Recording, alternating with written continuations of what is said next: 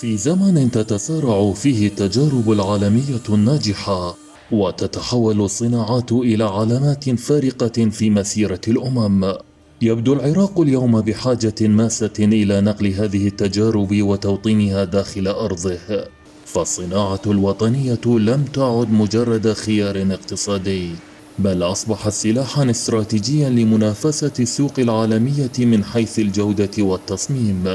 ومن محافظة النجف انطلق مشروع صناعي رائد ضمن مجموعة أرض الجود الصناعية، مصنع لصناعة الأبواب الخشبية الحديثة وصناعات أخرى، ليكون شاهدا على قدرة العراقيين في تحويل الخشب إلى فن، والفكرة إلى منتج، والطموح إلى واقع ملموس.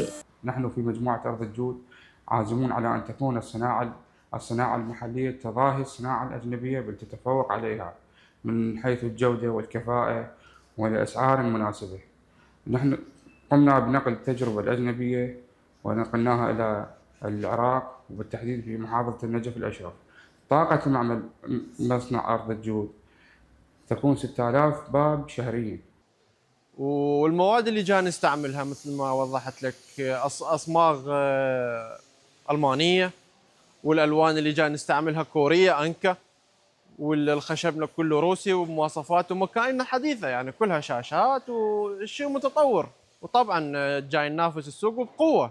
المصنع لا يقتصر على إنتاج أبواب خشبية تقليدية، بل يقدم نماذج حديثة تجمع بين التصميم العصري والمتانة العالية، ليواكب أذواق المستهلكين المحليين عبر اعتماد خطوط إنتاج متطورة مستوحاة من التجارب الأوروبية والآسيوية، مع دمجها بمهارة الحرفيين العراقيين الذين يضيفون لمساتهم الخاصة.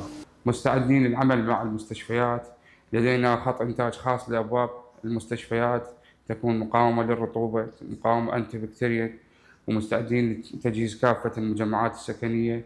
كون المجمع ذو طاقة إنتاجية عالية جدا، في الشهر ينتج أكثر من 6000 باب، وإن شاء الله في المستقبل القريب راح نغطي المحافظات، ونقدر نستطيع حتى نصدر إلى الخارج العراق إن شاء الله. إن هذا المصنع ليس مجرد مشروع صناعي، بل هو رسالة واضحة بأن العراق قادر على أن ينافس وأن يقدم للعالم منتجات تحمل بصمة وطنية بجودة عالمية. فالصناعة هنا ليست مجرد إنتاج، بل هي امتداد لهوية المدينة العريقة التي عرفت عبر تاريخ بمهاراتها في الحرف اليدوية والفنون. أحمد الحسيني، آسيا تي في، النجف الأشرف.